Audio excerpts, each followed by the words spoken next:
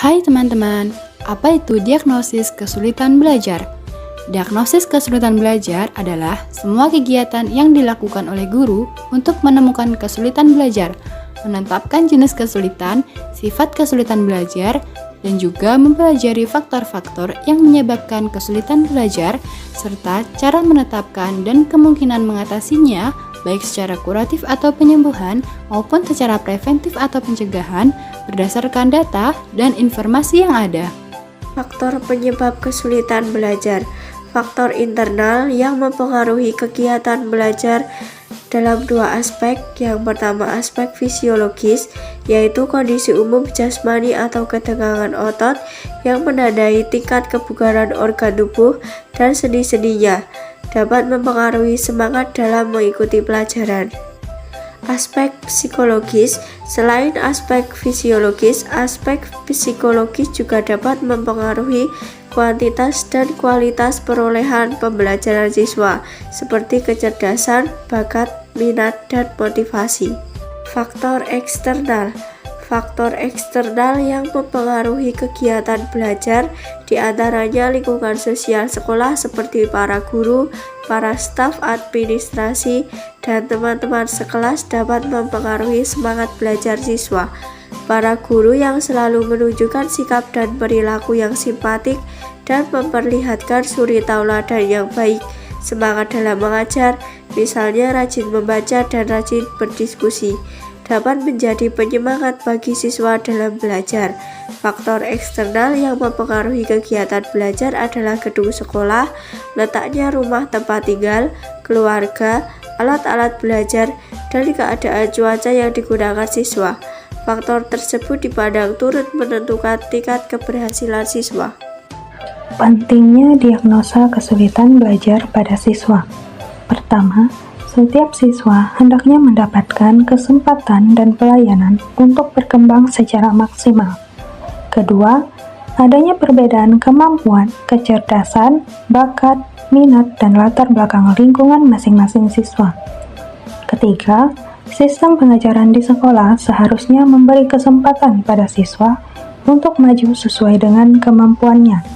Keempat, untuk menghadapi permasalahan yang dihadapi oleh siswa, hendaknya guru lebih intensif dalam menangani siswa dengan menambah pengetahuan, sikap yang terbuka, dan mengasah keterampilan dalam mengidentifikasi kesulitan belajar siswa. Menurut Surya, dalam Helen ada beberapa ciri yang merupakan perwujudan dari gejala kesulitan belajar pada anak, yaitu yang pertama, menunjukkan hasil belajar yang rendah. Yang kedua, hasil yang dicapai tidak seimbang dengan usaha yang dilakukan. Yang ketiga, lambat dalam melakukan tugas yang diberikan, artinya ia selalu tertinggal dari teman-temannya dalam menyelesaikan tugas. Yang keempat, menunjukkan sikap-sikap yang kurang wajar, seperti acuh tak acuh, menentang, berpura-pura, dan berdusta.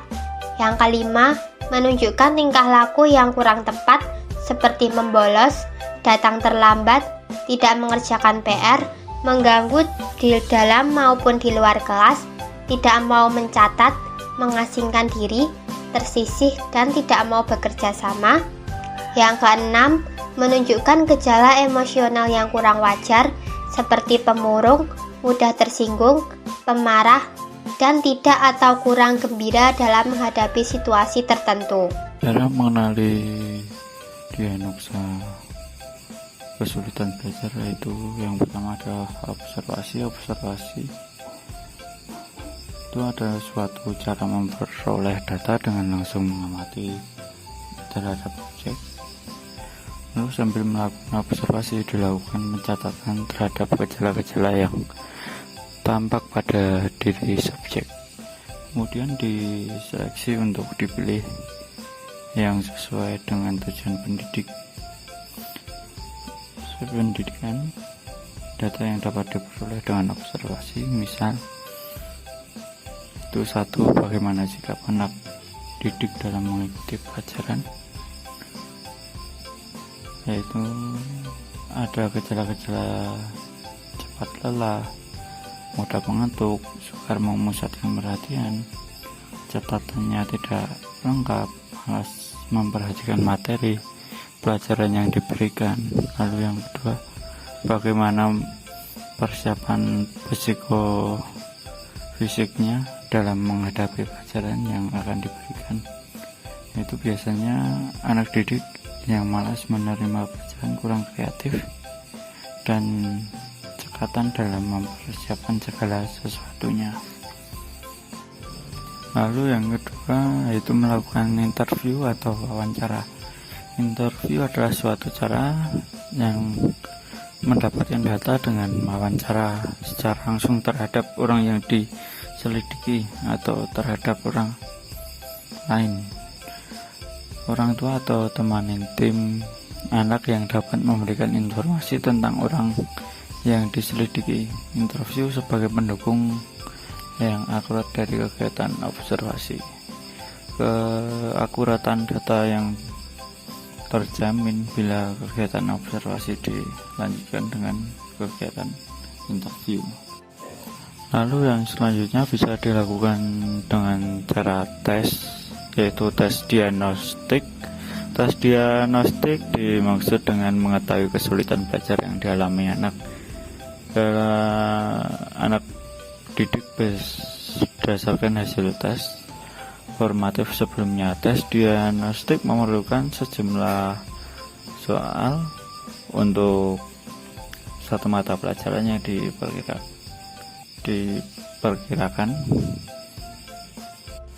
yaitu merupakan kesulitan bagi anak didik. Soal-soal tersebut bervariasi dan difokuskan pada kesulitan. Tes ini biasanya dilaksanakan sebelum suatu pelajaran berjalan. Diadakan untuk menjajaki pengetahuan dan keterampilan yang telah dikuasai anak didik. Apakah para anak didik sudah mempunyai pengetahuan dan keterampilan tertentu yang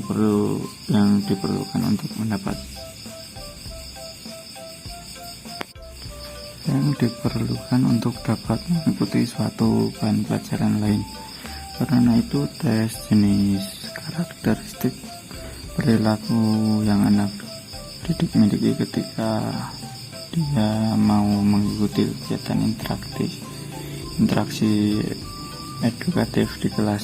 Dengan kata lain, sejauh mana tingkat penguasaan anak didik terhadap bahan pelajaran yang akan diberikan guru dapat diketahui dengan tes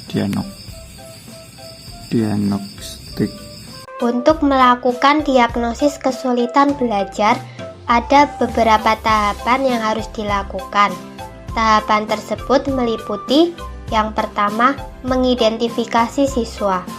Identifikasi adalah suatu kegiatan yang dilakukan untuk mencari informasi tentang siswa-siswa yang mengalami kesulitan belajar dengan melakukan kegiatan seperti data dokumen hasil belajar, menganalisis absensi siswa, mengadakan wawancara dengan siswa, menyebar angket, dan mengadakan tes kesulitan belajar.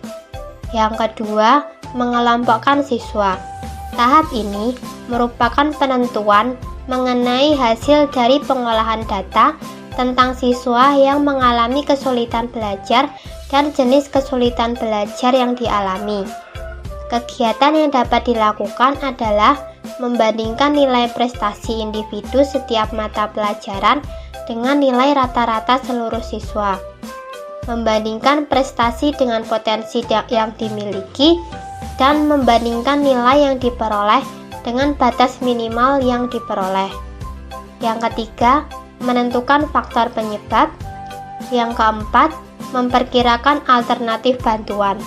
Tahap ini merujuk pada aktivitas penyusunan rencana atau program yang diharapkan dapat membantu siswa dalam mengatasi kesulitan belajar, yang meliputi bentuk treatment yang dilakukan, bahan atau materi yang diperlukan, metode yang digunakan, alat bantu belajar mengajar yang diperlukan, dan waktu kegiatan pelaksanaan.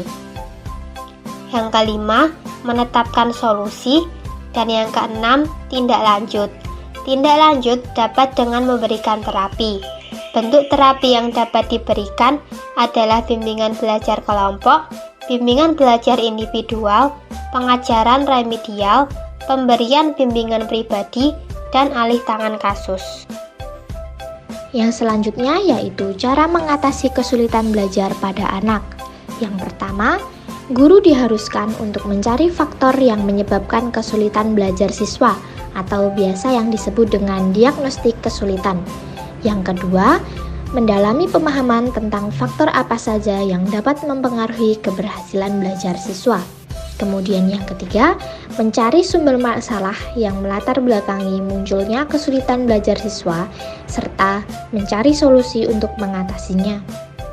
Yang keempat, yaitu menentukan jenis bimbingan yang akan diberikan agar siswa dapat mengatasi masalah yang sedang dihadapinya. Kemudian yang terakhir, setelah kesulitan belajar dirasa sudah bisa diatasi, maka guru diharapkan untuk melakukan perbaikan untuk meningkatkan prestasi siswa.